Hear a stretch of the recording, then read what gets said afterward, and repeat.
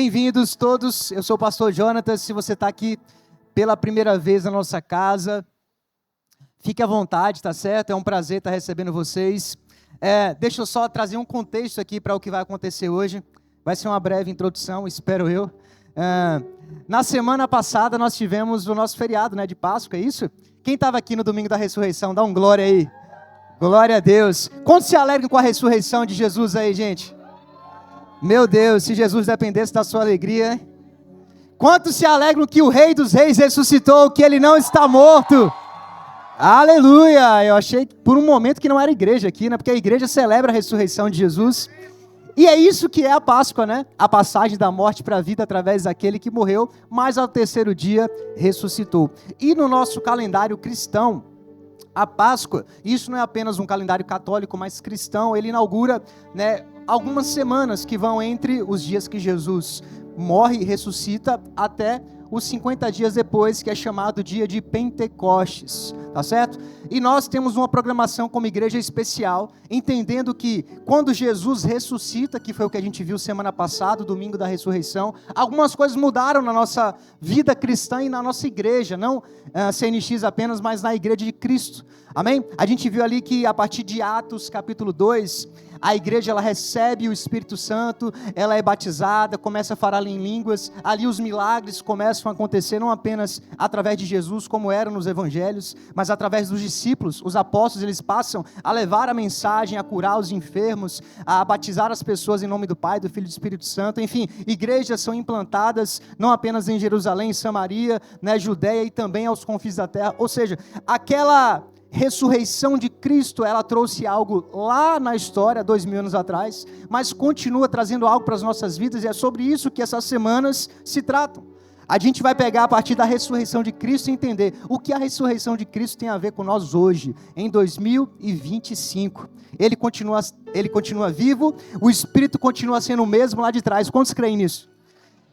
Quantos acreditam que o mesmo que fez ontem vai fazer hoje? O mesmo que ressuscitou a Jesus dentre os mortos há mais de 2000 anos pode ressuscitar hoje, amém? Quantos estão crendo nisso? Você sabe a diferença dos resultados que vamos experimentar durante essas semanas? Não tem a ver com Deus, sabia disso? Diga, tem a ver comigo. Porque Deus ele está sempre pronto, mas Deus sempre se move? Vou fazer de novo a pergunta, não é pegadinha, tá? Deus está sempre pronto, mas Deus sempre se move? Não. Você está vendo milagre aí no ponto de ônibus? Todo dia que você pega o ônibus, tem alguém, um coxo levantando, alguém recebendo batismo. Quem está vendo aí todo buzu que você pega no shopping? Não. Mas Deus está lá sim ou não? Mas Deus, apesar de estar pronto, ele não se move em qualquer lugar. Por quê? Porque para Deus se mover, precisa haver fome, precisa ter honra, precisa ser temor, precisa haver busca. E a gente precisa entender que tudo que vai acontecer essas semanas não tem a ver só com Deus, tem a ver com a nossa fé, a nossa expectativa, com o nosso temor, o nosso desejo, a nossa sensibilidade e por aí vai. Você está comigo? Então hoje a gente vai começar essas 7 semanas, diga comigo, 7 semanas. Não é campanha, tá, gente? A gente não é igreja de campanha, mas é porque são 7 semanas que separam depois do domingo da ressurreição até o domingo de Pentecostes, que a gente vai fechar com chave de ouro essas 7 semanas. E essa primeira semana a gente batizou do domingo Azusa. Quem conhece a história do Azusa? Muitas pessoas conhecem, algumas não conhecem. Então, para quem conhece, eu vou só lembrar. Para quem não conhece, eu vou explicar um pouco, é bem rápido. Depois você pode pesquisar, tá certo? Tem alguns vídeos no YouTube, principalmente. Coloca lá a história da rua Azusa. E aí você pode ver a história completa. Mas para resumir, esse primeiro domingo das 7 semanas que a gente criou aqui para vocês, a Rua Azusa foi um movimento que começou em 1906, através de um pregador, ele se chamava William Seymour, e ele estava passando por uma igreja, e aquela igreja estava começando a estudar sobre algumas coisas que envolviam o Espírito Santo na Bíblia, sobre os dons, o batismo no Espírito Santo, falar em línguas. E ele se sentiu atraído por estar naquele lugar. Isso era em Los Angeles, na Califórnia, em 1906. E a partir desse movimento que começou ali, esse William Seymour, ele foi o que encabeçou, Ele foi alguém que Deus usou ali para estimular as pessoas com relação a lembrar que o Espírito Santo, ele estava como se fosse adormecido, né? Algumas pessoas acham que o Espírito Santo ele fez muita coisa na época de Jesus, mas hoje ele está quietinho, ele não está fazendo mais nada, no sentido de batizar no Espírito Santo, de falar em línguas, de receber dons espirituais. Algumas pessoas creem que o Espírito Santo existe, mas ele está de stand-by, ele está paralisado, que ele existe, mas fez lá atrás, mas não está fazendo hoje. Mas nós não cremos assim, e William Seymour também não acreditava que o Espírito Santo só tinha feito lá atrás. Ele cria e queria ver o Espírito Santo se movendo novamente. Faz sentido? Então aquela igreja metodista em 1906, lá na Califórnia, começou a um movimento de busca. Diga comigo, busca.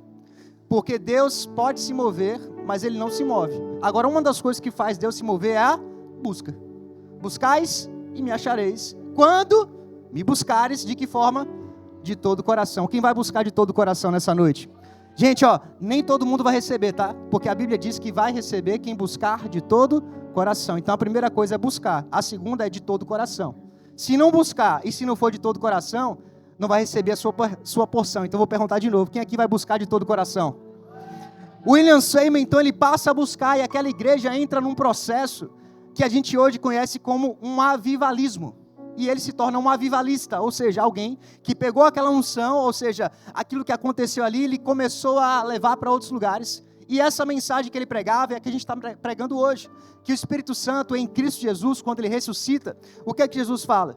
Não estarei mais entre vós, mas eu vou enviar alguém, um outro, Consolador, que estará com vocês e em vós todos os dias, até que eu venha buscar vocês. A gente cantou aqui que nós estamos esperando Ele nos buscar. Enquanto Jesus não vem fisicamente, Ele deixou a sua presença, que se chama Espírito Santo. E esse Espírito Santo, Ele distribui algumas coisas, entre elas, dons espirituais. O que são dons espirituais?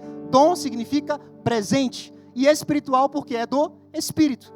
Certo? Então, Jesus, ele curava, sim ou não? Ele ressuscitava pessoas? Ele profetizava? Pronto, então ele tinha palavra de conhecimento, palavra de sabedoria, já vou entrar nisso, porque o Espírito Santo estava contido em uma pessoa, que é Jesus. Só que Jesus queria se multiplicar. Você sabia que a palavra cristão é uma multiplicação de Cristo? Ou seja, vários Cristos igual a cristãos. Ou seja, nós hoje carregamos o que Jesus carregava. E a gente está falando de uma palavra, e também a gente está falando de poder. Diga comigo, palavra e poder. Se a gente só tem palavra e não tem poder, não acontece nada. Deus, quando Ele cria o mundo, Ele lançou uma palavra, haja luz, e o Espírito Santo pegou aquela palavra e disse assim, luz. Porque a palavra e o poder é o que faz todas as coisas acontecerem. Como cristãos hoje, se você tem o Espírito Santo, você tem a Bíblia, que é a palavra de Deus, e você tem o Espírito Santo, que é a presença que estava em Jesus, mas agora está em qualquer cristão que reconhece a Jesus como Senhor e Salvador. Está comigo? Faz sentido para você até aqui? Pronto.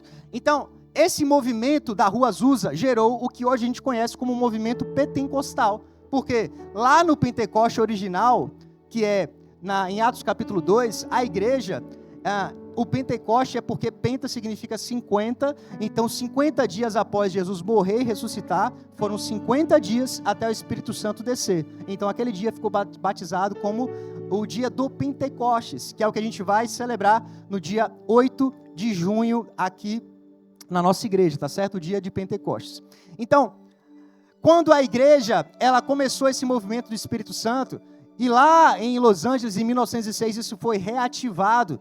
A partir de então, né, nós, principalmente ocidentais, aqui nas Américas, na Europa, passaram a não apenas crer que o Espírito Santo se move, mas começou a se mover nos dons. E aí hoje, graças a Deus, muitas igrejas que não tinham essa questão do Espírito Santo, não eram avivadas, como a gente chama hoje, eram igrejas tradicionais no pé da letra, não de cor de parede, mas tradicional antigamente era... pessoas que apenas criam na palavra, mas não tinham fluir, não se moviam nos dons do Espírito Santo. Isso era o conceito de uma igreja tradicional, lá atrás. Hoje esse conceito mudou um pouco, né? Ficou mais em relação à estética do que ao princípio do Espírito Santo. Mas muitas igrejas, né? Eu lembro na época, eu casado com Priscila, eu conheci ela na época, ela ainda morava em Minas Gerais, lá na Batista da Lagoinha, lá em Minas, na sede raiz lá ainda, e eu lembro que ela contava que quando era pequena, né, amor, que na época da Valnice Milhões, né, que trouxe essa questão do movimento do Espírito Santo, depois veio a visão celular, isso lá na Lagoinha, e ela falava que a igreja já era uma igreja grande, mas era uma igreja que não se movia nos dons do Espírito Santo, né? E depois que esse movimento chegou lá, a igreja ela entrou em outra rotação, até se tornar essa potência que é hoje, né? Porque o Espírito Santo, quando ele chega, ele é uma dinamite, né? O poder do Espírito Santo, ele é dínamos, ele é dinamite. Então, onde ele se manifesta, os milagres acontecem, a cura acontece. Lembra que Jesus, até os 30 anos, ele não tinha feito uma cura. Quando ele vai para o deserto, depois de ser batizado, e volta, cheio do Espírito Santo, os milagres começam a acontecer. Eu te pergunto, até 30 anos, Jesus não era Deus? Era. Mas alguma coisa estava sendo ensinada nessa história. Que mesmo Jesus sendo Deus, enquanto o Espírito não estava cheio, quando ele não estava fluindo no Espírito, ele não realizava milagres. Mas ele vai para o deserto, é tentado, e a palavra diz que ele é levado ao deserto para ser tentado, vence o diabo e volta. E quando volta, o primeiro milagre que ele vai transformar água em vinho, e aí não parou mais até o dia que ele foi levado para a glória. Tudo isso a partir de um enchimento no Espírito Santo. E essas 7 semanas, a gente vai falar sobre isso, bastante sobre o Espírito Santo, sobre o enchimento. E hoje é especificamente sobre os dons espirituais, ok? Para a gente poder trazer aqui algo bíblico, e depois a gente vai orar, e eu vou trazer algumas instruções sobre o que vai acontecer. Vamos para a palavra, 1 Coríntios, capítulo 12, de 1 a 11, aqui é uma instrução que o apóstolo Paulo traz a uma das igrejas, lá em Corinto. E essa instrução vale para nós hoje, presta atenção. Quanto aos dons espirituais, diga comigo, dons espirituais. Deixa eu só beber uma água, que até aqui eu falei rápido. É porque o tempo não perdoa, né? E daqui a pouco tem outro culto, gente, então vamos que vamos. Quanto aos dons espirituais, irmãos, não quero que vocês sejam o quê? Então já vai pegando aí, o apóstolo Paulo já estava descascando assim, ei, não quero igreja ignorante, tá certo? Principalmente a respeito dos dons espirituais. Até aqui tudo bem? Vocês sabem que quando pagãos, ou seja, quando a gente não era crente, eram atraídos e levados para os ídolos mudos. Por isso, eu afirmo que ninguém que fala pelo Espírito de Deus, Jesus seja amaldiçoado, e ninguém pode dizer Jesus é Senhor, a não ser pelo Espírito Santo. Há diferentes tipos de dons, mas o Espírito é o quê? O mesmo. Há diferentes tipos de serviço, mas o Senhor é o mesmo. Há diferentes tipos de atuação, mas é o mesmo Deus que efetua tudo em todos. Aí a Bíblia diz assim, ó, a cada um, diga aí, ó, a cada um. Aí você vai pegando. A cada um, o Espírito Santo vai distribuir alguma coisa nessa noite. E a Bíblia que está dizendo isso. Ah, pastor, mas eu queria todos. A Bíblia está dizendo que quem escolhe é o Espírito Santo. Como é que ele faz? Qual é o filtro dele? Eu não sei, não está escrito. Mas diz que a cada um é dada a manifestação do Espírito. Olha que interessante. Quantos aqui já fizeram aliança com Deus, com Jesus Cristo, se consideram cristãos através de uma confissão? Amém? Pronto. Se você já fez, você tem o Espírito Santo dentro de você. O que você vai receber é uma manifestação. O Espírito Santo ele vai manifestar, não no sentido de possessão, mas de fruto. Ele vai ter um dom, um presente, algo vai ser avivado, algo que talvez você não tinha, e eu vou citar aqui daqui a pouco quais são esses dons, para você crer pelo menos por um ou mais dons. Então isso vai ser manifestado, porque vem de algo que já está dentro de você, que é o Espírito Santo, visando ao bem comum. Qual é o propósito dos dons? O bem comum. A um, pelo Espírito, vai contando aí. Primeiro, é dada a palavra de sabedoria, diga palavra de sabedoria. Primeiro dom. A outro, pelo mesmo Espírito, a palavra de conhecimento, diga palavra de conhecimento. A outro, dom da fé, diga fé. Pelo mesmo Espírito, a outro, dons de curar, diga cura. Pelo mesmo Espírito, a outro, poder para realizar milagres, diga milagres. A outro, profecia, diga profecia. A outro, discernimento de espíritos, 7. A outro, variedade de línguas, 8.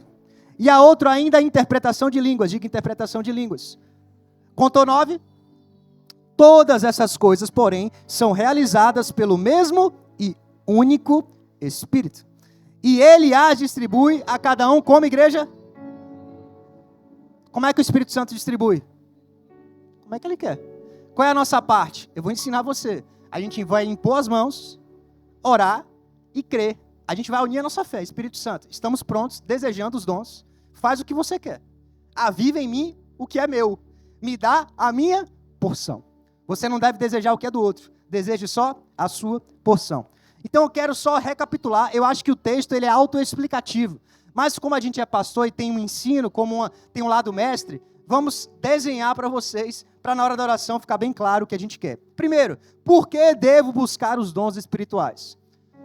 É uma pergunta que eu preciso que você entenda por que você deve buscar os dons espirituais. Primeiro, porque é uma instrução apostólica. O apóstolo Paulo ele foi claro. Não quero igreja ignorante acerca dos dons. Busque. Até aqui, amém? É um modelo também lá em Atos capítulo 2. Nós precisamos perseverar na doutrina dos apóstolos. Então, se os apóstolos doutrinaram a igreja nos dons, e a gente precisa perseverar na doutrina dos apóstolos, a gente vai fazer a mesma coisa. Segundo, por que não podemos ser ignorantes? Eu já falei, Paulo deixa isso claro. O cristão não pode desconhecer os dons do Espírito. Pelo contrário, deve buscar, ok? Segunda coisa, segundo ponto que eu quero falar para vocês hoje. Para que e para quem servem os dons espirituais? Os dons, eles servem para edificação do corpo de Cristo. Uma igreja ativada nos dons é uma igreja forte, é uma igreja saudável. Diga comigo, os dons servem para outras pessoas. É como se alguém que tiver, por exemplo, um dom de curar pessoas, sabia que esse dom, ela não consegue usar sobre ela mesma, por mais que qualquer um aqui pode orar por si mesmo com relação à cura, não estou falando isso. Mas quando Deus ele libera um dom, eu conheço pessoas que são profetas, mas não tem uma palavra para si mesmo, ele vai ter que consultar alguém para receber uma palavra. Porque quando ele recebe para o outro. O dom ele é sempre associado ao outro. E essa é a beleza do Evangelho. E é por isso que o apóstolo Paulo está instruindo, dizendo assim, ei, cuidado para você não ser um cristão egoísta, porque só o fato de o dom não ser para você, você não vai buscar? Não, o dom é para o outro e você precisa ser um agente de Deus na vida de outras pessoas. Terceira coisa, quais são os dons do Espírito? Eu falei os 9, eu vou dividir em 3 categorias para ficar mais fácil de você lembrar. Diga comigo, revelação. A primeira categoria de dons tem a ver com revelação, que é a palavra de sabedoria. O que é a palavra de sabedoria, pastor? É quando Jesus, ele lá na palavra diz assim, ó, ei, fulano de tal, lembra quando você estava lá debaixo daquela pé de árvore? Lembra desse texto? E o cara falou assim, mas não tinha ninguém. Ele falou, pois é, eu sei que você estava lá. Ou seja, é uma palavra de sabedoria no passado, em que Deus, ele está trazendo uma mensagem. Quando você fez aquilo, eu estava lá, eu te vi. Amém? Isso é uma palavra de sabedoria. É quando você libera algo que a pessoa já viveu no passado. Outra, palavra de conhecimento, diga, futuro. É quando alguém vai dizer, olha, você vai sair daqui, você vai chegar em casa, alguém vai ligar para você e por aí vai. Está anunciando, vocês estão prestando atenção em outra coisa? Presta atenção aqui, ó, foca aqui. Ó. Movimenta aí para cá, tá certo? Então o futuro é uma palavra de conhecimento. E o discernimento de espíritos. São pessoas que têm visão aberta. Alguém já ouviu essa expressão, visão aberta? Basicamente são pessoas que têm de fato uma visão espiritual, onde elas conseguem enxergar as coisas do Espírito. Então tem gente que vê demônio, tem gente que vê anjo. Eu não estou falando assim, ver uma vez ou outra, isso não é alguém que tem um dom. Amém? É igual a profetizar. Você pode profetizar, mas não significa que você é profeta. Eu profetizo, mas não sou profeta. O profeta, ele profetiza o dia inteiro, todos os dias, porque é um dom que está em operação ali nele. Ele não consegue se conter, a boca fala o que Deus fala e vai embora, né? Então, o discernimento de espírito são pessoas que conseguem enxergar o reino do espírito com mais detalhes. Esses são os dons de revelação. A segunda categoria, diga comigo, poder, que é o dom da fé. Pastor, mas todo mundo não tem fé? Sim, mas tem algumas pessoas, irmão, que têm uma fé diferente. Não sei se você conhece, tem uns caras que são muito diferenciados, né? Se você pegar um Reinhard Bonk da vida, que é um evangelista, quem conhece Reinhard Bonk? É um dos maiores evangelistas do mundo. Ele vai para a África, lá faz cruzadas de 1 milhão, 2 milhões de pessoas. Gente, quem aqui já foi para a África? Só para eu entender aqui. Eu já tive a oportunidade de ir, pouquíssimas mãos, mas você sabe que lá não é um lugar desenvolvido, é um lugar difícil, é um lugar tribal. Eles têm muitas... A nossa própria nação recebeu muita coisa da África, né? Questão da cultura, da religião. E você conseguir reunir 1 milhão, 2 milhões de pessoas para atrair essas pessoas a Jesus, tem que ter, entre muitas coisas, muita fé. É um dom que faz você realizar alguns prodígios de maneira diferente. Outro, dons de curar. Né? Normalmente evangelista, que é o caso do Reinhard Bonk e de outros, eles têm esse dom muito, muito claro. Né? O meu próprio pai, o apóstolo Epifânio, quando ele começou em 1976, o movimento aqui em Salvador, quando ele veio para cá, ele tinha o rádio, né, como uma das ferramentas, e eu nasci e cresci ouvindo alguns testemunhos, porque o pastor Gerson não está aqui hoje, né, eu sempre aponto para ele, porque ele é dessa época. E aí, as pessoas que estavam lá, que hoje são avós, outros até já foram para a glória, elas lembram assim: ah, pastor, eu estava lá, falam para mim hoje, né? Eu estava lá no dia que seu pai levantou a mão, ele dizia assim: o Espírito do Senhor está sobre mim. E diz que quando ele nem terminava de ler o que estava escrito em um versículo, diz que as pessoas, os endemoniados começavam a sair, as pessoas começaram a receber cura, gente levantando de cadeira de roda, porque ali havia um dom em operação de cura, e quando ele declarava a palavra de Deus, o Espírito Santo começava a se mover. Você está comigo? Então é um dom de cura, algo sobrenatural. E o dom de operar milagres. A diferença básica de cura e milagre é que a cura, ela tem um processo. Você já viu Jesus dizendo para algumas pessoas assim, ó, vai se lavar e depois você é curado? Na Bíblia, pô, tem essa história. Não é... É uma história da Bíblia, né? Assim, Jesus dizia assim, ó, Jesus, ora por fulano, tá bom, ele está curado, vai lá, e no caminho existe um processo de cura. Faz sentido? E tem outros que é milagre. Transformar água em vinho é o quê? Milagre. Do nada, a água virou vinho. É um milagre. Papum. Ou o cara não tinha olho. Passa a mão, olho. Não é uma cura, isso é um milagre. Não tinha braço. O braço cresce. Você está comigo? O morto ressuscitar. Não é uma cura. Está morto. Lázaro, vem. É um milagre. Faz sentido? Para a gente fechar, o último tipo, classe de dom. O dom de inspiração, diga comigo, inspiração.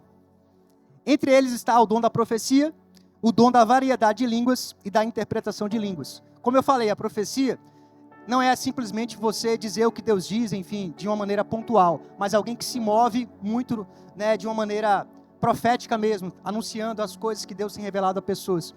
A interpretação de línguas, e a línguas tem a ver com o batismo do Espírito Santo, né? Às vezes a gente fala em línguas, você fala, pastor, não entendo nada do que eu estou falando. Porque a Bíblia diz que a nossa mente, ela fica infrutífera. Mas tem algumas pessoas que conseguem ouvir uma oração em línguas e trazer uma interpretação daquilo. Você está comigo? Então, hoje aqui era só para você entender um pouquinho de cada um dos dons.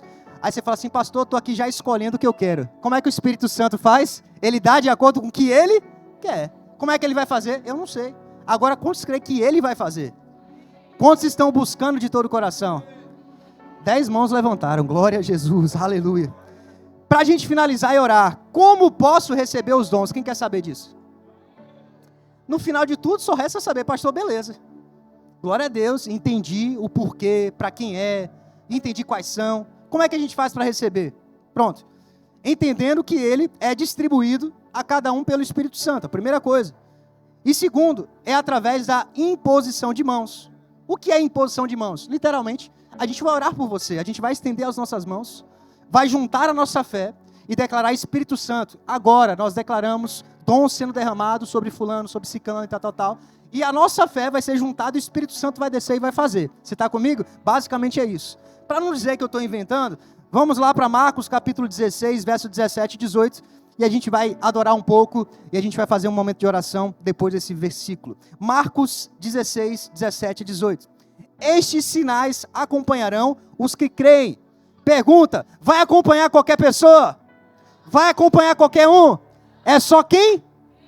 Então não vem dizer, pastor, não aconteceu nada. Porque a palavra está dizendo que é só para quem crê, tá? Se sair do lugar e deixa eu ver o que vai acontecer. Não, irmão. Aqui não é lugar para espectador. Aqui é lugar para expectativa, é diferente. Espectador, vou ver, né? Quem sabe? Vai que... Não. Você levanta dizendo assim, é hoje. É hoje. Deus vai fazer hoje. Que seja hoje, que seja agora. Já ficou a dica aí. Esses sinais acompanharão os que creem. Em meu nome expulsarão demônios, falarão novas línguas, pegarão em serpentes, se beberem algum veneno mortal, não lhes fará mal algum. Imporão as mãos nos doentes, eles ficarão curados. Amém? Nessa noite, qual é o convite? Quem quer receber um dom espiritual, quem está desejoso, quem quer transbordar na vida de alguém, quem quer ser um canal de Deus, como a gente diz aí no meio crentense, quem quer ser um vaso, né, Moisés? Um vaso cheio de óleo, cheio de unção, curar os enfermos, profetizar sobre a vida de pessoas. Quem quer isso? Glória a Deus. a gente vai adorar e depois da adoração, a gente vai fazer um momento de oração, tá certo? Como é que vai funcionar? As pessoas que quiserem vão ser chamadas por filas, você não é obrigado a vir, ok? Você só vem se quiser, mas a gente vai chamar de fila após fila. Então o pessoal da recepção vai orientar, vai passando pela sua fila, se faz sentido para você, você vai se levantar e vai vir aqui, tá certo? Quando você chegar aqui na frente, vão ter o nosso time aqui de líderes, vão estar orando. Ah, pastor, mas eu queria oração de fulano de tal. Quem faz não é fulano de tal. Você não precisa, não, eu queria que o pastor orasse. Gente, eu não tenho poder mais do que ninguém. Se o Espírito Santo está em você, a gente tem a mesma coisa. Todos estão consagrados. Eu conheço aqui a vida de todo mundo que vai estar orando. Está todo mundo preparado, pronto. E vai impor as mãos. E a gente só vai juntar a nossa fé e crer que Deus vai fazer alguma coisa, ok? Então eu quero convidar todo mundo a ficar de pé. Vamos adorar só um pouco. E depois a gente começa a fazer a nossa oração aqui. Pode ser? Glória a Deus. Aleluia, aleluia. Continue a oração. Nós estamos já chegando ao final. Esperando só algumas pessoas para a gente orar. Mas eu não posso deixar de orar. Mais uma oração nessa noite. Todos os olhos fechados, feche seus olhos, curve sua cabeça. Enquanto eles estão orando aqui, não se distraia. Deixe o Espírito Santo fluir. Talvez você chegou aqui nessa noite e você ainda não fez uma oração específica que eu falei, entregando a sua vida a Jesus Cristo. Talvez você veio até para a fila, mas se você ainda não tem uma aliança com Jesus, o Espírito Santo ainda não vive dentro de você. E a única forma do Espírito Santo viver dentro de você é você confessar Jesus Cristo como seu Senhor e Salvador. E eu vou fazer essa oração. Se você nunca fez uma oração dizendo: eu recebo Jesus como meu Senhor e Salvador, eu decido ser dele e eu quero que ele seja meu, esse é o convite. Não é sobre fazer parte de uma igreja. Se você quiser fazer parte da nossa casa, glória a Deus, mas não é sobre isso. É sobre você fazer uma aliança que vai tirar você da morte espiritual para uma vida espiritual. De você ser alguém que ainda é um pecador, para alguém que vai se tornar justo, santo, de acordo com o sangue de Jesus que vai estar sobre a sua vida também. Com todos os olhos fechados, se você estava afastado, desviado, quando eu disser 3, você também pode levantar sua mão, porque eu creio que o Espírito Santo está pronto para salvar pessoas nessa noite. Eu digo 1, Deus está aqui nesse lugar.